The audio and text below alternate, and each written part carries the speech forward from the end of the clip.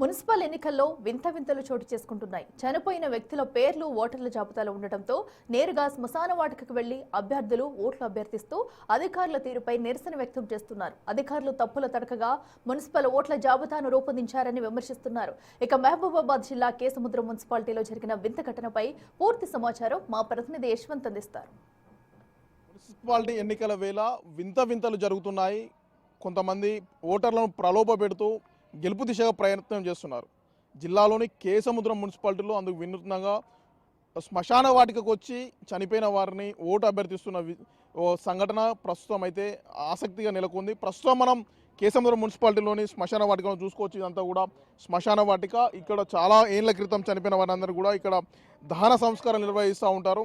అయితే ఇక్కడ చనిపోయినటువంటి మున్సిపాలిటీ పరిధిలో ఉన్నటువంటి చనిపోయిన వారిని ఓటర్ లిస్టులో పేరు ఉంటుంది. ఓటర్ స్లిప్ రావడంతో ఇలా 14కు సంబంధించిన అభ్యర్థి తన ఓటరు మొత్తం కూడా చనిపోయి కొన్ని నెలలు అవుతుంది, ఏళ్ళు గడుస్తున్న ఓటర్లు అవడంతో ఒక శ్మశాన వాటికకు వచ్చి తన ఎక్కడైతే పూడ్చిపెట్టారో ఆ పూడ్చిపెట్టిన స్థలంలో వచ్చి ఆ చనిపోయిన వారిని కూడా ఓటు అభ్యర్థిస్తున్న విజువల్స్ మనం చూడవచ్చు. అడుగుతున్నాడు, నేను అడుగుతున్నాడు, నా ఓటు తిరిగి వచ్చాను, ఎక్కడ లేదు.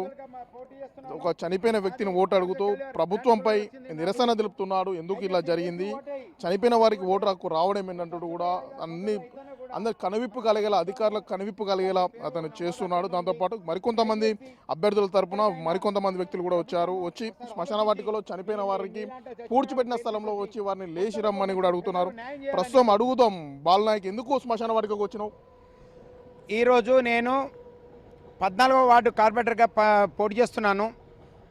నేను ఈ బందోలి గారు చచ్చిపోయి 5-6 సంవత్సరాలు అవుతుంది. అయినా ఓటర్ లిస్టులో ఆయన పేరు ఇంకా నమోదే ఉంది. ఎందుకంటే ఇలాంటిది కూడా ఉండి కూడా వేరేటోళ్ళు కూడా ఓటు వేయవచ్చు. అందుకోసం ప్రభుత్వానికి చెప్తున్నా ఏంటంటే, అయ్యా దయచేసి చచ్చిపోయిన వాళ్ళది తీసేసి ఉన్న వాళ్ళని న్యాయం చేయండి, ఉన్నోళ్ళకి న్యాయం చేయండి. ఎందుకంటే నిజంగా చెప్పాలంటే ఈ ప్రభుత్వము చాలా వరకు కొంచెం ఆలోచించాలి. ఎందుకంటే మా లాంటి వాళ్ళు చాలా అన్యాయం పెడతారు.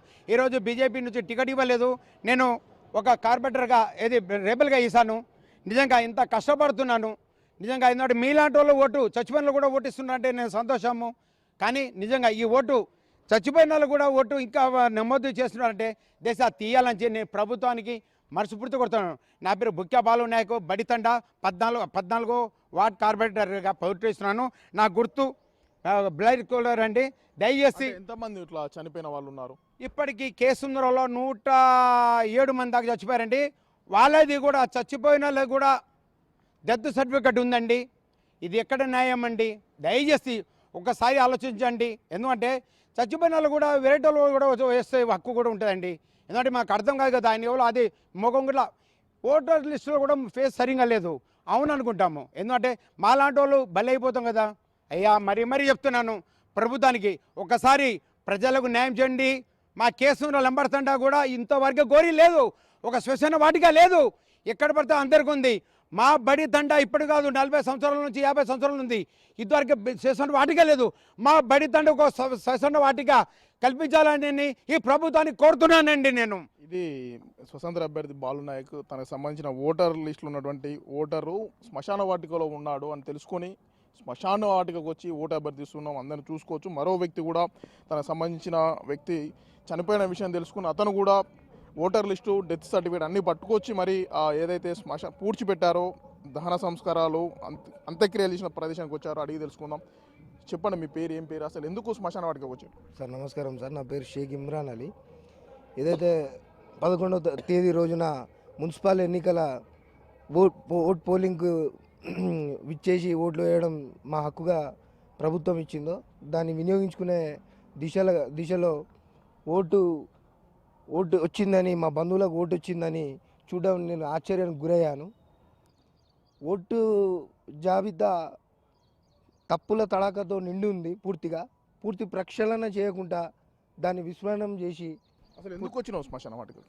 మా బంధువులది ఓటు వచ్చిందండి, అంటే చనిపోయిన వారిది వచ్చింది. అతను చనిపోయి కూడా 2-3 years అవుతుంది. డెత్ సర్టిఫికేట్ ఇదే అండి. అయితే ఏం జరిగింది? మా అన్నయ్య చనిపోయి 3 సంవత్సరాలు అవుతుంది. వారికి ఎన్నికల ఓటు హక్కు వినియోగించుకోవడానికి ఎవరి పేరు? ఓకే. ఇదనే కాదండి, చాలా ఉన్నాయి. పేపర్కి 2-3 ఉన్నాయి. 10 మీరు ఎందుకు వచ్చారు అసలు? మీరు ఎవరి తరపున ఓటు అభ్యర్థి? మా స్నేహితురాలు 13వ వార్డు నుంచి పోటీ చేస్తున్నారు. వారిని అభ్యర్థించి ఆమెకు ఓటు వేయవలసిందిగా కోరుకుంటూ నేను తిరుగుతున్నానండి.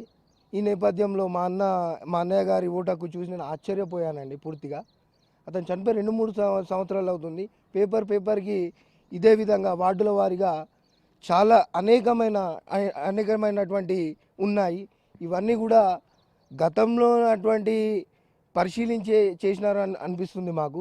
దీన్ని ఎట్లాంటి ప్రక్షాళన చేయకుండా పూర్తిగా ఇష్టానుసారంగా ఏకపక్షంగా చేసినట్టు అనిపిస్తుంది అధికారులు. దీనిపై చర్యలు తీసుకొని 2 రోజులలో జరగబోయే ఎలక్షన్లో ప్రజలకు దొంగోట్ల నుంచి కాపాడాలి అని మేము కోరుకుంటున్నాం. అంటే మీ కేశవరం మున్సిపాలిటీ పరిధిలో ఎంతమంది ఇలా చనిపోయిన వ్యక్తులు వార్డు నుంచి ఎంతమంది ఉండొచ్చు? వార్డుల వారీగా కనీసం మనం ఈ ఒక్కొక్క పేపర్ చూసుకున్నా కూడా ఒక్కొక్కరు ఉన్నారండి. వార్డుల వారీగా మనకు అనేక మంది ఉన్నాయి. 10 సంవత్సరాల నుంచి చనిపోయిన అనేక ఓటర్ల జాబితా ఉన్నది. కేవలం గతంలో పరిశీలించే వాళ్ళు చేశారే తప్పితే వీరు నిజంగా పనిచేసి చేసినటువంటిది అయితే కనబడట్లేదు. క్షేత్రస్థాయిలో పని జరగట్లేదండి ఇక్కడ. ఇది విన్నాము కదా, కేశవరం మున్సిపాలిటీలో సిచ్యువేషన్ ఇది. మొత్తానికి దొంగ ఓట్ల నుండి విముక్తి కల్పించాలి, చనిపోయిన వారికి కూడా ఓట్లు కల్పించారు. ఈ ఓట్ల నేపథ్యంలోనే వార్డు వారీగా ఓట్లు తిరుగుతున్నప్పుడు వాళ్ళు చనిపోయారని తెలుసుకొని ఈరోజు శ్మశాన వాటికకు వచ్చి చనిపోయిన ఎవరైతే అంతిమ యాత్రలు దహన సంస్కారాలు చేస్తారో ఆ ప్రదేశంలో వచ్చి ఓటు అభ్యర్థిస్తున్నాం. ఇప్పటికైనా ప్రభుత్వానికి కనువిప్పు కలగాలి, చనిపోయిన ఓట్లను తక్షణమే తొలగించి ఆ నకిలీ ఓట్ల బిడ్డ నుంచి రక్షణ కల్పించాలని అభ్యర్థులు, పోటీసిన అభ్యర్థులు అయితే ప్రభుత్వాన్ని వేడుకుంటున్న పరిస్థితి. ఏది ఏమైనప్పటికీ శ్మశాన వాటికలో ఓట్లు అభ్యర్థించడం అయితే ఇక్కడ కొంచెం ఆసక్తిగా నెలకొందని చెప్పుకోవచ్చు. వీడియో జర్నలిస్ట్ కీర్తన్తో యశ్వంత్, బిగ్ టీవీ, కే సముద్రం.